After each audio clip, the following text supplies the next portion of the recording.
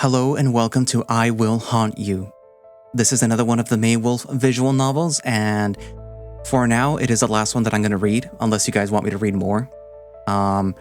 This one is about somebody who has passed away, and it'll be dealing with, without spoiling it too much, having to deal with a person's passing, but the passing is your own, so yeah. Obviously, it's the character that you're seeing here. I don't remember their names. I know one of them is named Rhett, but I don't know who the other ones are named. I think maybe one of them is Beckett, but that's all I remember. It should be a short visual novel, shorter than the other ones, probably. But yeah, that's more or less what you need to know, so yeah, without further ado, let us begin I Will Haunt You. My name is Beckett, and I am dead. I'm not going to go into details. It wasn't exactly pretty. A complete freak accident by no fault of my own. It has been 1,023 days, 4 hours, 3 minutes, and 15 seconds since my life was prematurely snuffed out. I haven't been keeping track. It's just something that I've instinctively been aware of, as natural as tying your shoes or cooking your favorite meal. It hasn't been so bad, passing the time I mean. Being dead isn't something that I ever wanted, but it's something that I can't change. So I make the best of it. I still live at home with all my familiar bearings. I just don't need to eat or sleep now. I also don't have to pay bills anymore. That part rocks. The best thing, though, is that I still get to see him. Rhett. Oh, what a long day. I wish that I could have him vent all his troubles to me. Hopefully my presence is enough of a comfort. The wolf drags himself to the couch and lets his weight fall upon it, another heavy sigh slipping past his teeth. Me and Rhett have been together. Were together for about 4 years, so at this point it's actually been about 7. We met in college, but we weren't doing the same program. It was during one of those collaboration projects that mixes students from different courses together. What can I say? We just kinda hit it off. He's kinda funny, dedicated. I could go on forever in a literal sense. I'd like to think that Rhett knows that I'm still here. He can't see me, but I do have some control over my surroundings. Like nudging objects off the tables so that they tumble to the floor, or sometimes I'll just pull out spare change that has fallen in between couch cushions and leave it next to his wallet. I like to have a little fun too. When I was alive, I had a bit of a penchant for pranks. Nothing harmful, just flickering the lights, moving curtains, stuff like that. That's why I believe Rhett knows that I'm still with him. The only thing that's changed is that I'm no longer visible and tangible. Rhett looks around, searching for something. Evidently, it escapes his gaze as he frowns and stands up. He lost the TV remote. Again. Good thing that I'm around. Over here. No. Probably up here where he can't see it. Rhett's ears twirl at the sound of the soft thump onto the carpet. Trudging towards it, he tilts his head at the sight of the remote. Then, with a shrug, the wolf grabs it and returns to the sanctuary of his couch. He thumbs the power and begins flicking through a list of shows. Freaky Friday. Our favorite. Pick that one. A one-sided date, half of the couple completely oblivious to the presence of the other. Mundane activities like this keep me sane, just being able to do the same things I did while alive. I'm not able to sleep. Sometimes the minutes can feel like hours when Rhett isn't around. But this makes it worth it. The only thing that would make it better is if I could feel his fur against mine. His tail wrapped around my waist while we sit pressed together. The sun begins to sink under the horizon, casting longer shadows throughout the room. Rhett's mind seems to be elsewhere as he had slowly become one with the couch. His gaze is turned to the window, watching the red and orange hues of the sky. He must have had a pretty bad day. Maybe there's something that I can do to cheer him up? I always cooked him spaghetti when he needed to pick me up. That isn't really something that I can do right now. But maybe I can nudge him in the right direction? To the naked eye, the kitchen appears to gain a mind of its own. The fridge door slowly drifts open along with the vegetable drawer. A bagged bunch of tomatoes floats up to the top shelf, front and center. The cupboard where the larger cookware is kept is tackled next. A saucepan is gently pulled out and placed atop of one of the stove burners. Phew, doing this much always feels like it saps every bit of energy that I have. It's worth it though. Who? From the other room, the wolf's voice rings out with renewed enthusiasm. He's here! The wolf hops to his feet and rushes to the front door, throwing it open, revealing a chubby raccoon with a wide grin. The two embrace in a lingering hug before Red makes some space for the other male to step inside. Who is that? Sorry, Hudson, I was exhausted when I got home. I haven't even started to cook anything yet. No worries, that just means that we can do it together. I don't like this. Who is that guy, Rhett? I've never seen him before. The two enter the kitchen while chattering amongst themselves. There is a familiarity that proves that they are more than just acquaintances.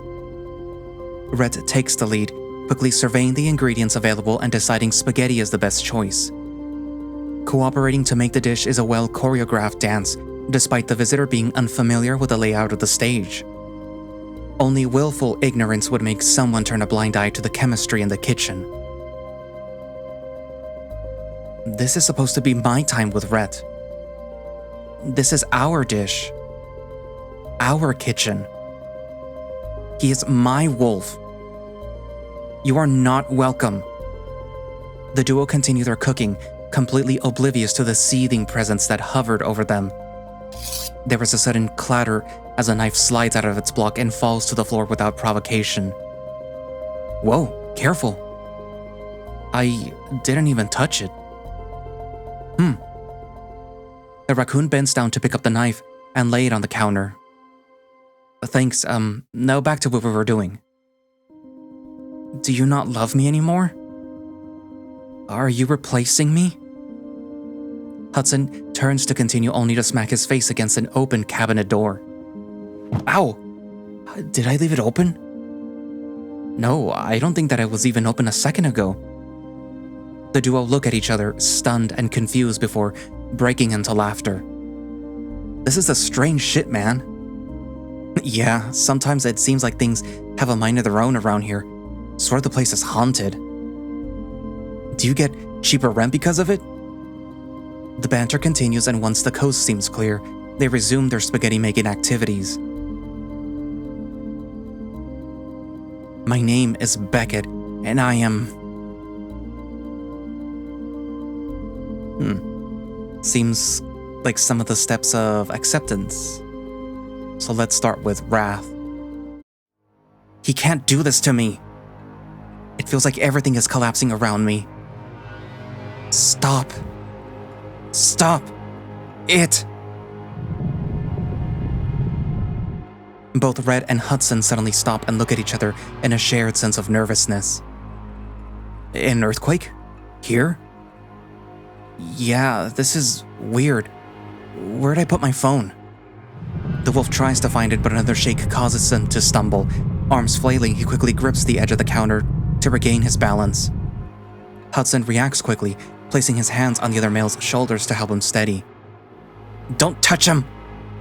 The pair's apprehension twists into fear as the saucepan behind them cracks, splattering hot paste against anything in its path. At the same time, the cupboards and drawers begin to rattle violently. They splinter under the force of opening and slamming shut repeatedly. This is fucked. We gotta get out of here. Come on! The raccoon takes hold of one of Rhett's paws and rushes him to the front door. Quickly throwing it open, he moves to the exit, but the door briskly slams back shut in his face. The fuck? I won't let you get away! This is unforgivable. The entire house shakes again as Hudson grabs the handle once more. It doesn't budge, as if someone on the other side with immeasurable strength is holding it closed. It's fucking stuck. I can't. Red reaches forward and tries, only to be met with the same obstacle. Maybe a window. Quick, start trying them. The duo separate with haste and begin to try each aperture. Whenever they hook their fingers under the frame and try to heave it up, the same force prevents even an inch of movement. I'll make you hurt like I do. Another violent shake throws them both to the floor along with several fixtures. Look out! Hudson rolls out of the way just in time to escape a toppling lamp. The bulb shatters as it hits the ground, scattering uneven shards of glass to create a sadistic obstacle field. At the same time, a smoke alarm begins to blare and demand attention. A thick haze starts to billow out of the kitchen, no doubt another result of the chaos. We gotta get out of here! Before either of them are able to get back onto their feet, another savage tremor rocks the house. This time the very foundation creaks and groans in retaliation. I won't let you get away with this! The two crawl towards each other, seeking protection, assistance, comfort, anything that their panicked minds can grasp at. It was an unspoken understanding that they were trapped, fated to whatever was about to befall them. You are my wolf, and no one will take you away from me. Finally, with one last wary sigh, the house is unable to withstand the convulsions that wrecked it. It crumbles with a roar, sparing nothing and no one from the chunks of drywall and beams of wood that came apart and fell to gravity.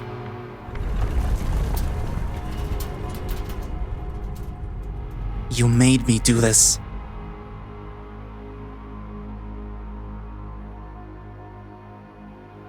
What have I done?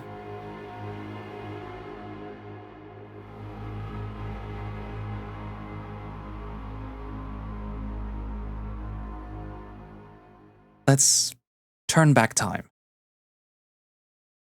Let's move over to sorrow. How could he do this to me? What did I do to deserve this? I never wanted to die. I wanted to spend the rest of my life here with him. So that's what I'll do. The kitchen sink suddenly turns on, a small cacophony of warm running water. Did you do that? No. Weird. The wolf stretches an arm out, fingers wrapping around the handle. It doesn't budge.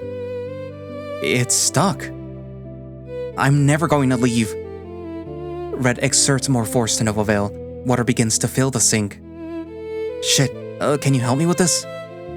The raccoon approaches, perturbed. His hand replaces Red's on the handle, and he grunts as he tries to move it. I'm gonna stay with you. Forever. The sink is now dangerously close to overflowing. The pair start to panic at the impending situation. And ever. Finally, with both of their hands and all their strength, the handle gives and turns off the faucet. Well, that was close. He bends down to reach into the cupboard beneath the sink, snatching a drain snake that lay haphazardly amongst a mess of cleaning supplies. Before Red has a chance to tackle the unknown clog, however, the water sputters and gurgles into a miniature whirlpool by itself. I know you're lonely, but... Suddenly the sink frenzies once more. Are you kidding me? The attempts to staunch the flow are still in vain, and this time it doesn't stop. When the water reaches the top of the sink, miniature waterfalls start to spill over and hit the floor. Shit, I'll get 'em up. In the pantry, there should be a bucket. Just toss whatever's already in it. A frantic race begins to prevent as much damage as possible. You can never replace me. You can never get rid of me. Some of the liquid begins to collect in the container Hudson retrieves, while Red tries to soak up the rest. Every time they appear to make headway, more water accumulates. I don't understand. I never moved on. So why did you?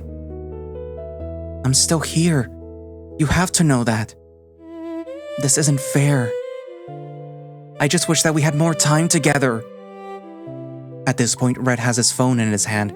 Frantically, he searches for the contact information of a plumber. I'm so fucking sorry. It's okay.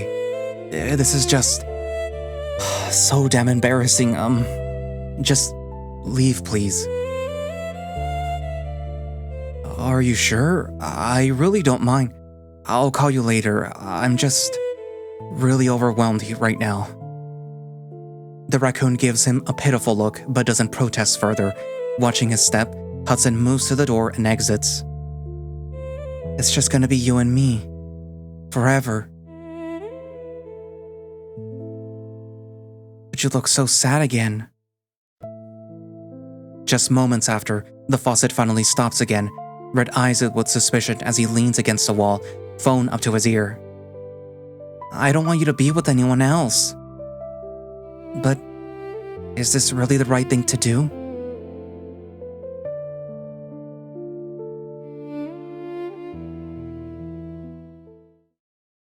Once more. Acceptance. I suppose that it was inevitable. I can't offer comforting words or a warm body when I am in this state. It hurts. Why does it hurt more than when I died? Deep breath in and out. I might have found that funny under different circumstances. Both Red and Hudson banter together, laughing and joking in between the occasional focused need to attend to the in-progress spaghetti. He's happy, and it's not with me. Because it can't be with me. I'm dead. There is a tiny moment of clarity as some of the sauce splatters out of the pan and onto the counter. Hudson rushes to clean it, but there is no stress as evident by the pair's smiles. I should be glad that he's moved on, that he isn't stuck in the same purgatory that I am. I'll watch for a bit. I want to make sure that Red isn't making a mistake. It isn't long until the dish is finally prepared.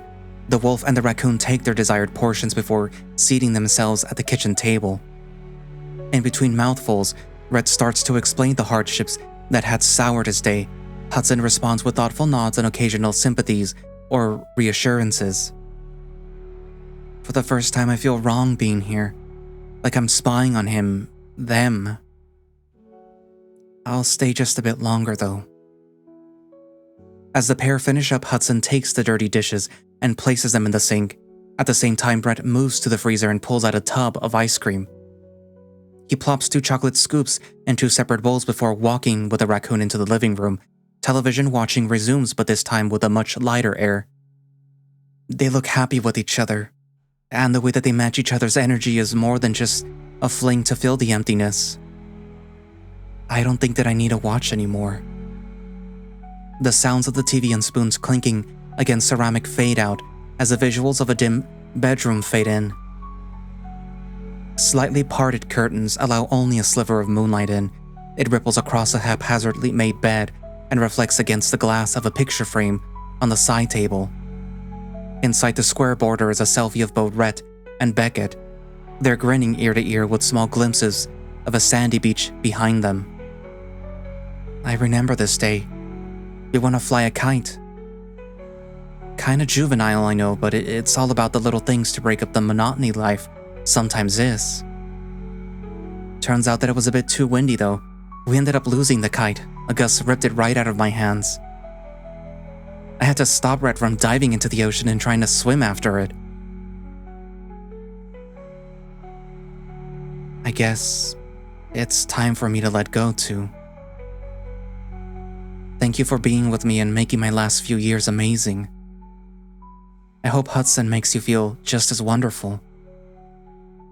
I don't know what's next for me. It's terrifying. Red probably felt the same when he got the call that I had died.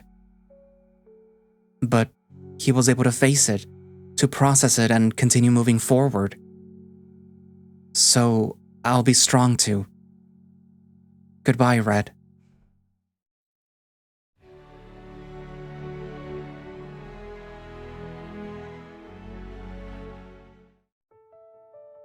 And that's it. Like I did say that I was going to be short. I did kind of like the inclusion of like some of the steps of accepting death or the grief, or what is it, like the, you know, the anger, sadness, and acceptance. There was a little bit of bargaining also included there and some other stuff too, but like, yeah.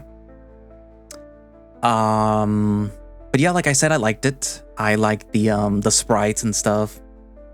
But yeah, this was nice and short and to the point. Anyways, what are your thoughts? Write it down in the comments, and thank you all for watching / listening. If you would like to play this or any of the other Maywolf visual novels, there will be a link down in the description. And if you would like to support the channel, you can become a channel member, which gives you earlier access to the videos as they're being scheduled. So this is being recorded on the 12th of June and probably won't come out until July, the second week of July. So yeah, just so you know. And like I've said in some of the other videos, I will now be working on Void Dreaming. So yeah, you have that to look forward to. Anyways, so yeah. I have a throne, in case you feel overly generous. I have a Ko-fi in case you don't feel like supporting through the channel memberships. If you don't need the early access, but you do want to support, I do have the Ko-fi. But yeah, anyway, so I guess that's it for now, and I will see you guys in the next video. Bye-bye.